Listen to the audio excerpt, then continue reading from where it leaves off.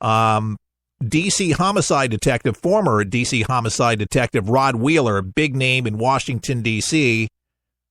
He knows the area very, very well. Tell us about this very area this morning in the wee hours of the morning. That this area is a heavily patrolled area in Northern Virginia, Alexandria, and that's why when the police chief indicated earlier that it only took about 2 to 3 minutes for the Alexandria Sheriff's Department to respond, I was not surprised. The area is very heavily traveled. There's a lot of people in that area. Now, the Capitol Hill Police, some viewers may be wondering why would the Capitol Hill Police be with the congressman, and the reason is because they are always detailed to be with the leadership team of the Senate and the House of Representatives. So that's not a surprise either. The thing that really stood out to me about this case already is the fact that we have police officers that were shot. And even though they were shot, especially that female police officer, she was able to return fire and disable this gunman. So I think these officers are definitely heroes. Yeah, they're definitely heroes and should be hailed as heroes. They responded. They did exactly what they were supposed to do. And thank God, literally, thank him, because it could have been a whole lot worse. Senator John Barrasso, how's the whip at this moment? He has some information. Well, as an orthopedic surgeon who've taken care in trauma episodes, first, thank you to the Capitol Police who were there, because this could have turned into a bloodbath. So thanks to the Capitol Police. The people that are elected to office are men and women elected in their communities. Steve Scalise, for one, and I was with him at a meeting to discuss health care just the other evening. He's always in good spirits. It's good to hear that he's doing well.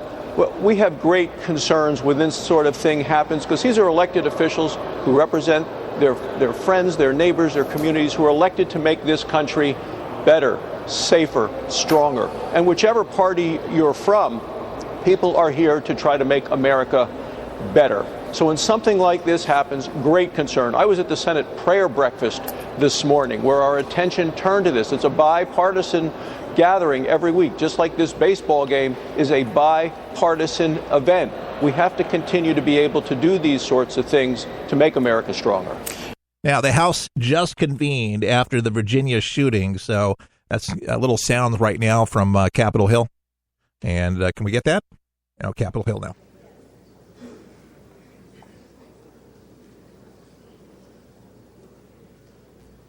For what purpose does the gentleman from Wisconsin seek recognition? I ask to revise and accept my remarks and address the House for 1 minute. The gentleman is recognized. My colleagues, there are very strong emotions throughout this House today. We are all horrified by this dreadful attack on our friends and on our colleagues and those who serve and protect this Capitol. We are all praying for those who are attacked and for their families. Steve Scalise, Zachary Barth, Matt Micah, Special Agent David Bailey, Special Agent Crystal Griner.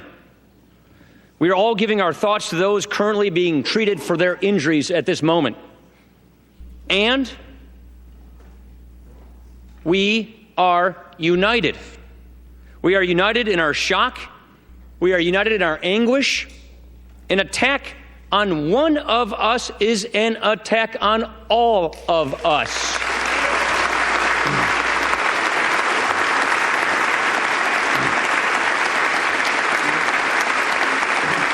See, that's what we need more of. That's bipartisan, folks. But tragedy does bring us together many times.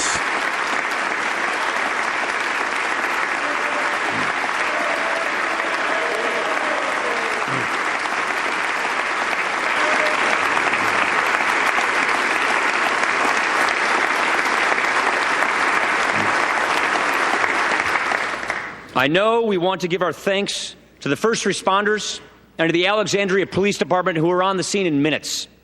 And I know this House wants to state unequivocally that we are, as ever, awed by the tremendous bravery of the Capitol Police.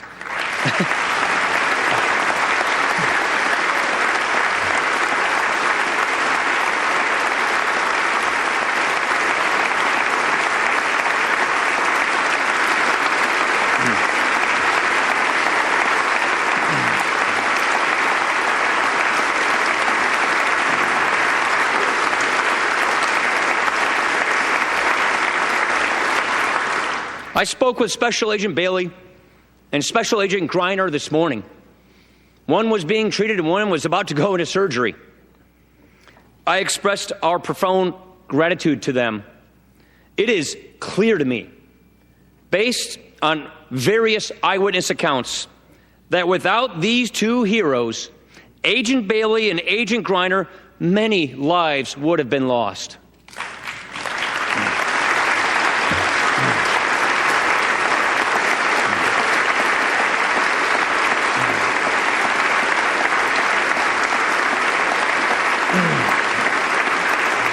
Yeah, and Speaker Ryan, we're awed by the tremendous bravery of the Capitol Police. I know that we all want to learn as much as we can about what happened.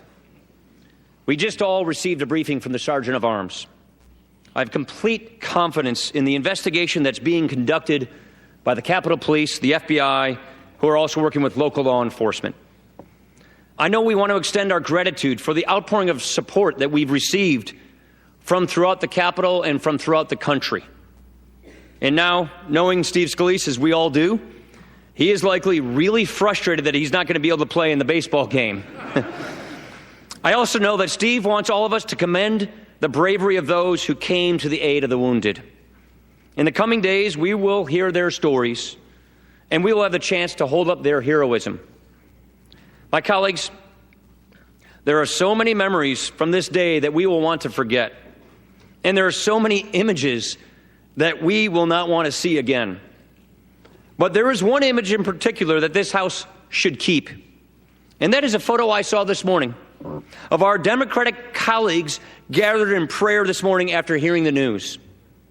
You know, every day we come here to test and to challenge each other. We feel so deeply about the things that we fight for and the things that we believe in.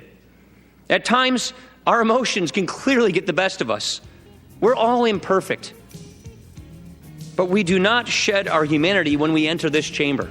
Ladies and gentlemen, Paul Ryan, the Speaker of the House. We're talking about the shooting in Alexandria, Virginia today, and lamenting on some of those thoughts. Also hearing from senators across the country with some of their recollections and thoughts. We'll be back right after this. We'll help you survive this thing called life. We're for the people, for the people, for the people is there.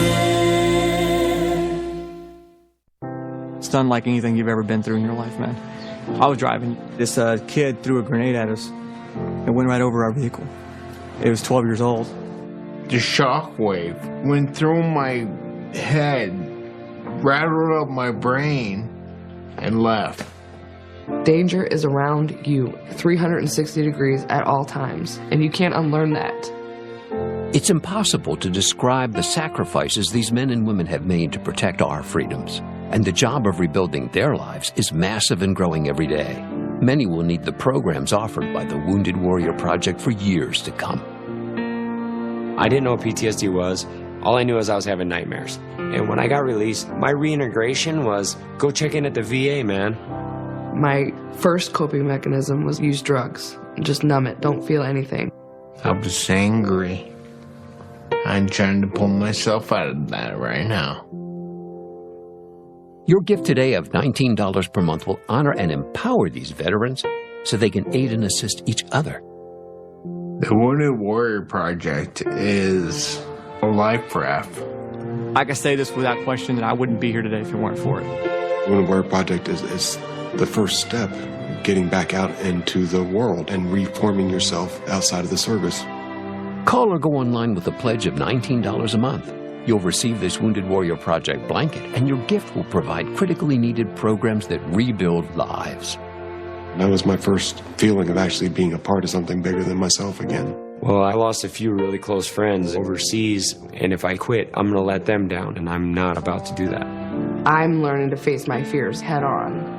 To trust and see what happens at the end. It's a long process, but I had the drive and desire. Please, call or go online with your gift right now. Some things in life need a little attention. Like a plant. If not watered, it begins to turn brown. But if watered properly, its leaves turn green again. Like a plant, For the People needs watering too. Your thoughtfulness provides sustainability for us to grow and reach our full potential. You see, For the People depends on you to broadcast this program to help inform and educate folks so you can make a difference right where you are. Grab your watering can and join us as we endeavor to make a difference in people's lives each and every day. To donate, go to forthepeopleshow.com. That's forthepeopleshow.com. Just look for the watering can and water as much as you can. At For the People, our garden is full of opportunities, and planting something allows others to enjoy the benefits. At For the People, our mission is simple. Give you the news that matters with good old-fashioned common sense, mixed with a conservative point of view.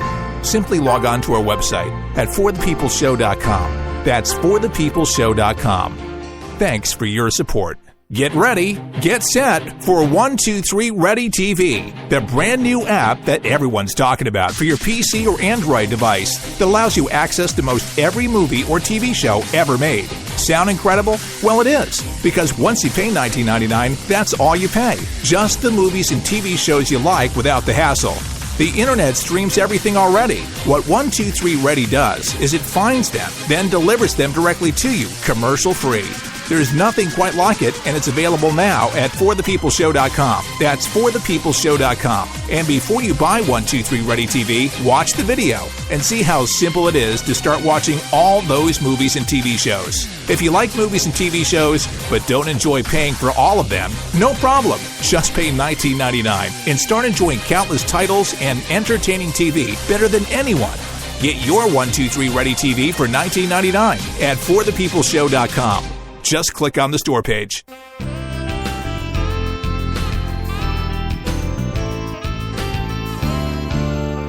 For the People continues. Dem leader Pelosi, she's addressing the House after the shooting.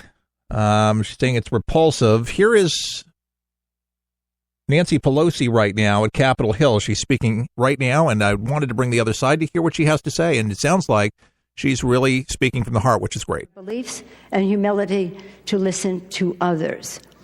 But in more recent years, I have been praying not only for that, but for our safety.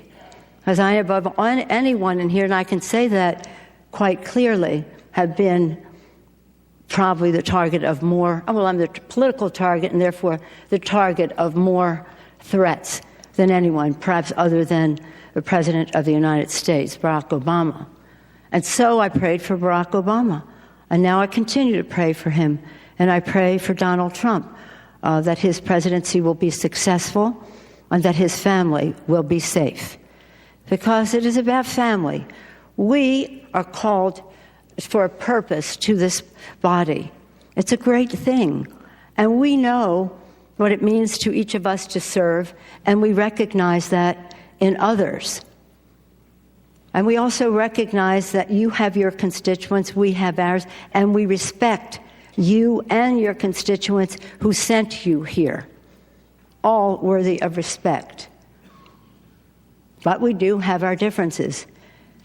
And so I pray, my prayer is that we can resolve our differences in a way that furthers the preamble to the Constitution, takes us closer to e pluribus unum. And today, again, it's in the family. It's an injury in the family for the staff and for our colleague and for his leadership. As I mentioned just a minute ago in the Fuller thing, sports are a wonderful thing in our country. Probably one of the most unified. I think the arts, we like to say music or plays or whatever, but sports really bring us together in our cities. You see people who have the biggest differences of opinion on politics, and yet when their team is on the field, people come together. People come together. So when this team was on the field practicing with such camaraderie and such brotherhood, I don't know if you have any sisters on your team. We have two on our team. For this person to take this action was so cowardly. So cowardly. We'll learn more about motivation and the rest of that. But it seems particularly sad, although any violent death, of course, is sad, but particularly sad that at a